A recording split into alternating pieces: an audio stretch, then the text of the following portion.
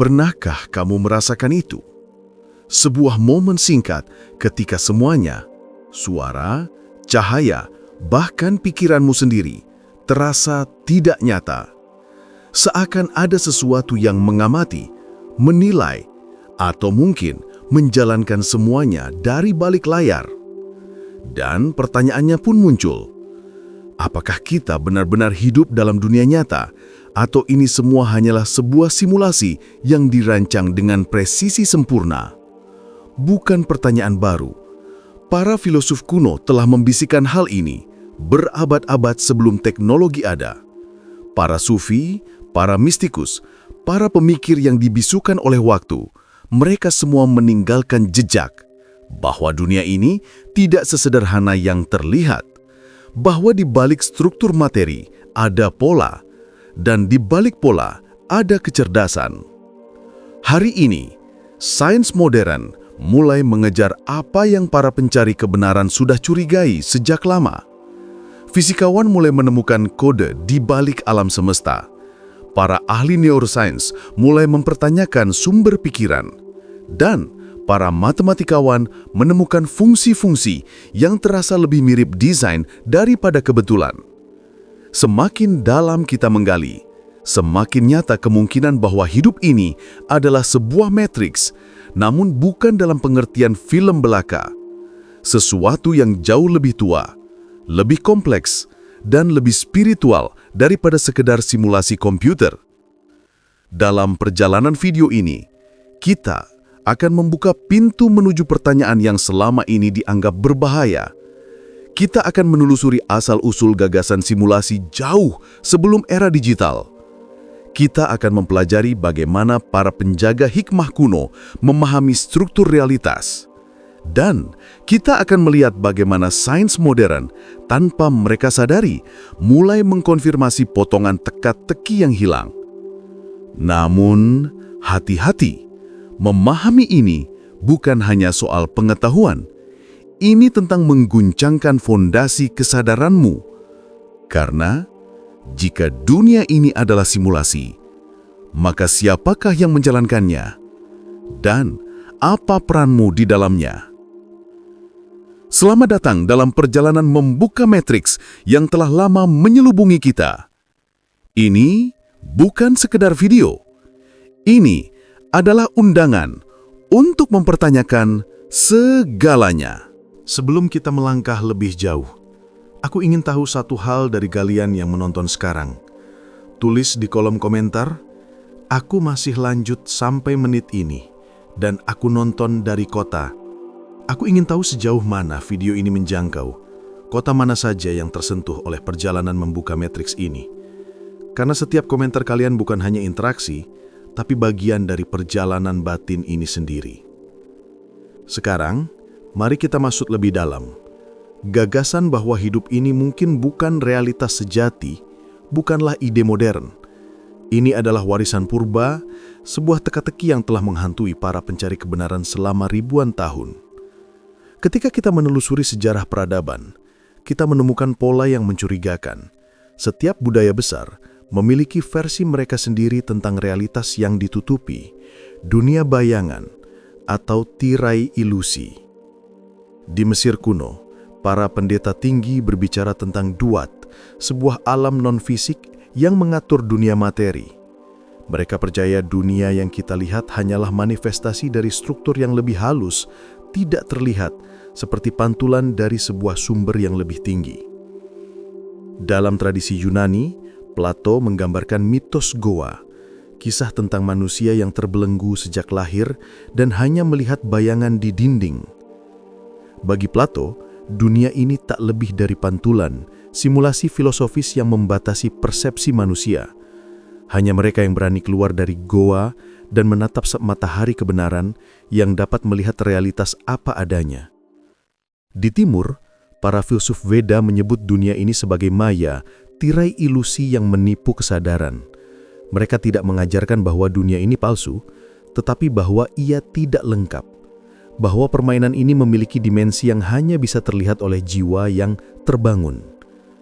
Sementara itu, para sufi dan ahli hikmah dalam tradisi spiritual tertentu berbicara tentang dua alam, alam syahadah yang tampak dan alam gaib yang tersembunyi. Bagi mereka, dunia materi hanyalah satu layer, satu permukaan tipis dari realitas yang jauh lebih luas. Mereka menyebut dunia ini dunia perantara, sesuatu yang tampak nyata namun pada hakikatnya hanyalah jembatan menuju sumber yang lebih tinggi. Jika kita mundur lebih jauh dan mengamati artefak kuno, naskah mistik atau cerita turun-temurun, kita akan menemukan tema universal, bahwa manusia hidup dalam struktur yang sudah diatur, dirancang, dan dijaga oleh kecerdasan yang lebih besar, entah itu disebut takdir, aturan alam, atau ketetapan. Menariknya, ide ini tidak pernah mati. Dari zaman ke zaman, ia terus muncul, meskipun seringkali dibungkam oleh penguasa, ditolak oleh ilmuwan konservatif, atau disamarkan dalam metafora spiritual agar tidak disalahpahami. Karena membahas hal ini berarti mengguncang kekuasaan, menggugat struktur, dan menantang cara manusia memandang keberadaannya. Lalu muncul pertanyaan penting. Jika berbagai peradaban kuno yang tak saling terhubung memiliki pemahaman serupa, apakah mereka semua salah? Atau justru mereka menyentuh sesuatu yang lebih dalam? Sesuatu yang kini mulai terungkap kembali seiring kemajuan teknologi dan kesadaran manusia modern? Kita telah melihat bagaimana sejarah menyimpan petunjuk. Namun petunjuk itu baru permukaan. Di bagian berikutnya, kita akan mulai mengurai jantung dari pertanyaan besar ini. Bagaimana konsep simulasi bekerja? Dan apakah ada bukti bahwa realitas kita adalah hasil dari desain yang cerdas? Jika kamu sudah siap, mari kita memasuki inti matriks itu sendiri. Sebelum kita masuk ke bagian inti, aku ingin kamu melakukan satu hal sederhana. Tarik napas pelan, hembuskan perlahan, dan biarkan tubuhmu sedikit rileks. Tidak perlu melakukan apapun. Cukup dengarkan suaraku dan izinkan kata-kata ini menuntun benakmu dengan lembut. Karena apa yang akan kita bahas membutuhkan kejernihan, bukan ketegangan. Dan ketika pikiranmu tenang, kamu akan menangkap detail yang tidak terlihat oleh mereka yang hanya menonton sambil lalu. Biarkan dirimu tetap bersama video ini sampai akhir. Karena setiap bagian merupakan potongan puzzle yang saling mengunci. Jika kamu melewatkan satu bagian saja, gambaran besar itu akan kabur. Jadi, tetaplah duduk, tetaplah menyimak, dan biarkan rasa penasaranmu memandu perjalanan ini. Sekarang, mari kita masuk ke inti matriks. Selama berabad-abad, manusia bertanya, apakah dunia ini sungguh nyata atau hanya tampak nyata? Pertanyaan yang dahulu dianggap gila, kini menjadi salah satu diskusi paling serius dalam fisika teoritis, kosmologi, dan filsafat modern. Untuk memahami kemungkinan bahwa kita hidup dalam simulasi, kita perlu memahami 3 konsep dasar. Pertama, ilusi stabilitas. Kita melihat dunia sebagai sesuatu yang solid dan stabil. Batu terasa keras, langit terlihat luas, tubuh kita tampak nyata. Namun sains mengungkap sesuatu yang mengejutkan, bahwa semua itu pada skala terdalam hanyalah ruang kosong yang diisi pola energi yang membentuk kesan soliditas. Atom yang menyusun tubuhmu dan segala hal di luar sana tidak pernah benar-benar menyentuh. Mereka hanya saling menolak melalui medan tak terlihat. Dengan kata lain, keberadaan fisik adalah ilusi yang sangat meyakinkan. Dan bukankah sebuah simulasi juga bekerja seperti itu? Memberi sensasi, memberi bentuk, padahal semuanya tersusun dari kode yang tidak terlihat. 2. Pola di balik segalanya. Semakin dalam para ilmuwan meneliti alam semesta, semakin mereka menyadari bahwa semuanya mengikuti pola matematis yang terlalu perfect. Gerakan planet, struktur daun, gelombang suara, bahkan cara pikiran membentuk ingatan. Semua tunduk pada aturan, seolah-olah alam semesta ini dijalankan oleh engine yang mematuhi kode tidak tertulis. Hampir semua agama, tradisi kuno, dan hikmah batin menggambarkan realitas sebagai sesuatu yang diatur oleh kehendak yang lebih tinggi. Tidak menggurui, tidak memaksa, hanya menunjukkan bahwa ada kecerdasan di balik struktur ini. Dan kecerdasan itu mirip dengan programmer dalam bahasa modern. 3. Ketidaksinkronan realitas. Pernahkah kamu merasakan momen aneh, deja vu, intuisi yang sangat tepat, atau keberuntungan yang terasa seperti disusun? Para mistikus kuno menyebutnya isyarat, petunjuk, atau pengarah tak terlihat. Sementara ilmuwan modern menyebut fenomena itu sebagai glitch kognitif, sinkronisitas, atau anomali persepsi. Namun juga kita melihatnya dari sudut simulasi, semua itu masuk akal. Kadang sistem memberikan jeda, retakan kecil, atau sinyal halus yang menyingkap bahwa realitas tidak seperfek yang kelihatannya. Bahwa di balik layar ada mesin yang mengatur semuanya. Sekarang, sebelum kita melangkah lebih jauh, lakukan ini. Tarik napas pelan sekali lagi. Hembuskan. Biarkan tubuhmu tetap santai. Karena bagian selanjutnya akan lebih dalam dan pikiranmu perlu ruang untuk memahami. Setiap kata yang datang setelah ini akan menyempurnakan gambaran yang selama ini tersembunyi darimu. Dan semakin kamu tenang, semakin jelas semuanya akan terasa. Kita baru menyentuh permukaan. Di bagian selanjutnya, kita akan membongkar lapisan yang lebih dalam. Bagaimana simulasi ini mungkin bekerja, siapa atau apa yang menjalankannya, dan mengapa kita ditempatkan di dalamnya. Tetaplah bersama perjalanan ini baru dimulai. Sebelum kita menyelam lebih dalam ke bagian inti ini, aku ingin mengajakmu berinteraksi sedikit. Tulis di komentar sekarang. Menurutku, dunia ini real, simulasi karena... Aku ingin membaca bagaimana kalian memandang realitas. Tidak ada jawaban salah.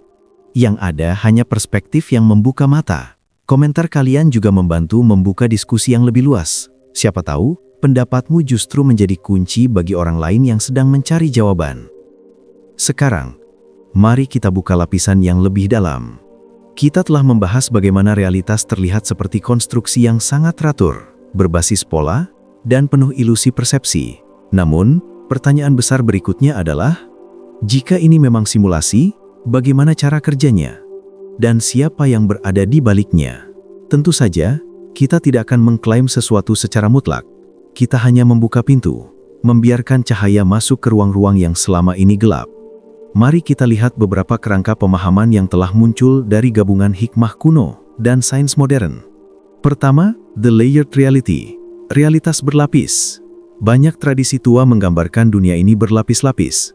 Lapisan fisik, lapisan energi, lapisan kesadaran, lapisan tak terucapkan yang melampaui keduanya. Jika kita memetakannya dengan konsep simulasi, realitas ini tampak seperti multi-layer system. Mirip bagaimana game open world memiliki level permukaan, struktur dalam, dan server tak terlihat yang mengatur semuanya. Yang menarik, para sufi dan hikmah timur menyebut dunia ini alam perantara, bukan yang tertinggi, bukan pula yang sepenuhnya palsu, tetapi wilayah uji coba, pembelajaran, dan pemurnian diri. Jika itu benar, maka dunia ini bukan sekedar ilusi, tetapi arena, tempat kita ditempatkan untuk mengalami sesuatu yang jauh lebih besar dari sekedar hidup fisik. Kedua, the script, takdir sebagai coding. Dalam hikmah spiritual, takdir sering digambarkan sebagai sesuatu yang sudah ditulis, bukan untuk mengikat, tetapi sebagai kerangka dasar, seperti template dalam sebuah program. Di sisi lain, fisikawan kuantum menemukan sesuatu yang sangat menarik. Realitas tidak memiliki bentuk pasti, sampai ia diamati. Partikel hanya menjadi nyata ketika ada kesadaran yang melihatnya.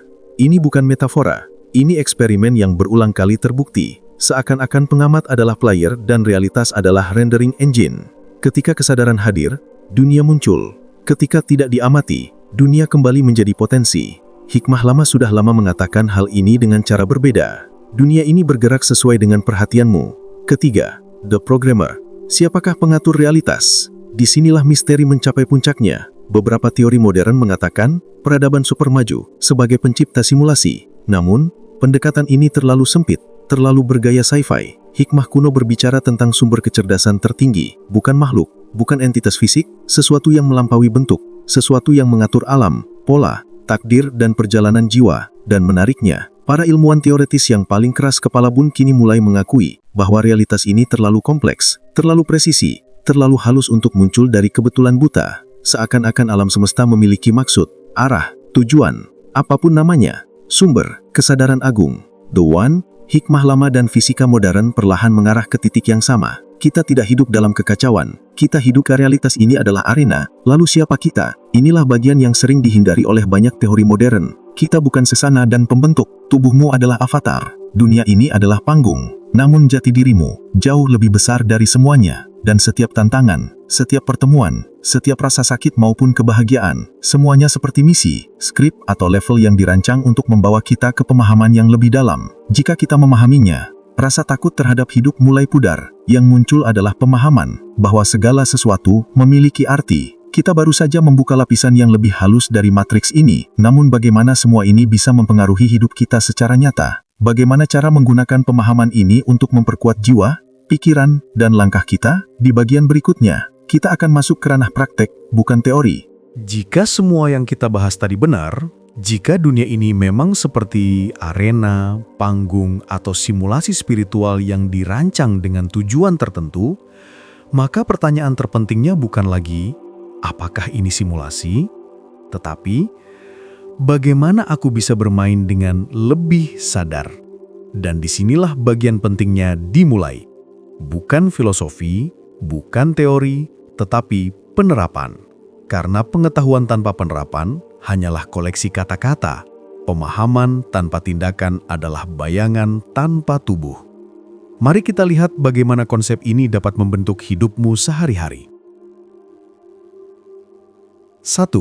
Kesadaran adalah kendali. Jika realitas merespons perhatian, maka kualitas hidupmu sangat bergantung pada arah perhatianmu. Ketika seseorang hanya fokus pada masalah, hambatan, atau rasa takut, maka realitas yang muncul pun akan selaras dengan itu. Seperti pemain game yang terus berjalan ke area gelap, tentu yang terlihat hanyalah kegelapan.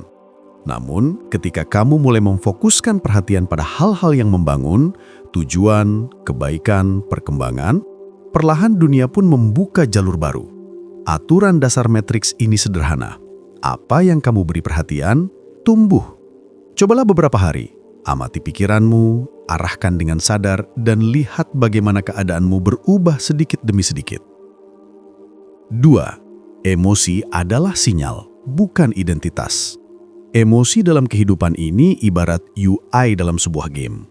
Mereka memberitahu ada yang perlu diperbaiki, dihadapi, atau dilepaskan. Kesedihan bukan kamu, kemarahan bukan kamu, kecemasan pun bukan kamu. Itu semua hanya notifikasi, sebuah infosistem agar kamu mengecek bagian dalam dirimu. Ketika kamu mengerti ini, kamu tidak lagi mudah tenggelam. Kamu menjadi pengamat, bukan korban.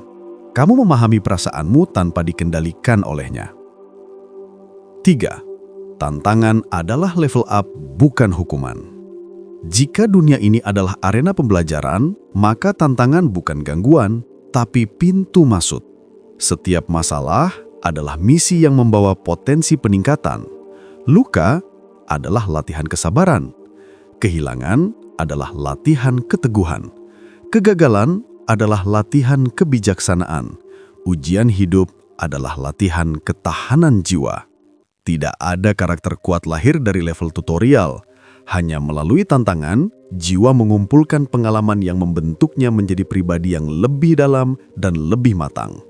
Ketika kamu melihat hidup dari perspektif ini, banyak beban berubah menjadi kesempatan. 4. Hening adalah akses ke sumber. Dalam hikmah kuno, para ahli berbicara tentang satu hal yang selalu sama. Hening. Ketika dunia ini bising, hening adalah pintu rahasia menuju kejernihan. Ketika pikiranmu tenang, intuisi lebih mudah muncul. Ketika batinmu stabil, keputusanmu lebih tepat. Luangkan beberapa menit setiap hari. Pejamkan mata, tarik napas, rasakan momen itu. Bukan meditasi rumit, bukan ritual aneh. Cukup kembali pada dirimu sendiri. Hening adalah cara untuk keluar sejenak dari program dan melihat gambaran besar. 5. Niat adalah kode yang menulis jalur hidupmu. Dalam bahasa simulasi, niat adalah command. Dalam bahasa hikmah, niat adalah arah hidup. Ketika niatmu bersih, kuat dan jelas, maka dunia mulai bergerak ke arah tujuanmu. Orang datang, peluang muncul, jalan terbuka. Seakan realitas itu sendiri menata ulang pola-pola di sekitarmu. Maka tentukanlah niatmu, tuliskan, ucapkan, hidupi. Dunia ini merespons kejelasan. Pada akhirnya, pemahaman bahwa dunia ini mungkin semacam simulasi bukan membuatmu paranoid, tetapi membuatmu lebih sadar, lebih hadir, lebih jernih, lebih mengerti kenapa kamu ada di sini. Karena jika ini adalah arena, maka setiap hari adalah kesempatan untuk menang. Bukan atas orang lain, tetapi atas dirimu sendiri. Tulau lupa ya. Dan akhirnya, kita sampai pada pintu terakhir dari perjalanan ini. Sebuah perjalanan yang membawa kita menelusuri jejak kuno, hikmah tersembunyi, dan percikan pengetahuan modern yang saling bertautan seperti potongan puzzle kosmik. Kita telah melihat bagaimana banyak tradisi tua, teori ilmiah, dan pengalaman batin manusia secara aneh mengarah ke satu kemungkinan besar, bahwa realitas ini bukan sekedar materi, tetapi struktur yang dirancang. Bukan kebetulan, tetapi keteraturan. Bukan kekacauan, tetapi skenario yang memiliki maksud. Namun pada akhirnya, jawaban tentang apakah kita hidup dalam simulasi atau tidak, bukan untuk ditelan mentah-mentah. Jawaban itu untuk direnungkan, diuji, dialami. Karena kebenaran sejati tidak pernah memaksa, ia mengundang. Yang jelas, pemahaman ini memberi kita cara pandang baru terhadap hidup. Bahwa kita bukan sekedar penumpang dalam dunia yang acak, tetapi bagian dari desain yang lebih besar dari yang bisa dibayangkan. Bahwa setiap langkah, bahkan yang tampaknya kecil atau menyakitkan, memiliki tempat dalam struktur yang melatih dan membentuk diri kita. Bahwa kita bukan entitas tak berdaya di tengah dunia yang luas. Kita adalah kesadaran yang menavigasi panggung pembelajaran yang penuh simbol, misi dan peluang.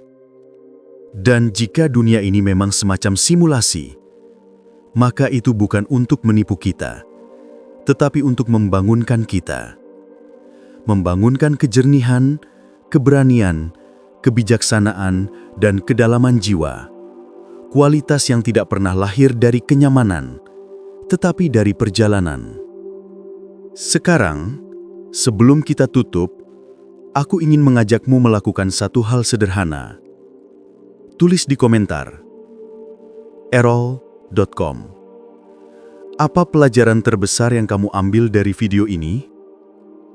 Aku ingin membaca pandanganmu, karena setiap komentar kalian bukan hanya data, tetapi bagian dari perjalanan kesadaran ini sendiri. Siapa tahu, apa yang kamu tuliskan dapat membuka mata seseorang di tempat lain.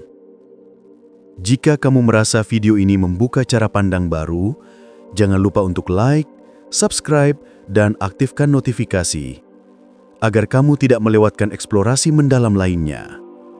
Sampai bertemu di perjalanan berikutnya, dan ingat, kadang untuk melihat realitas apa adanya, kita harus berani meragukan dunia yang kita anggap nyata.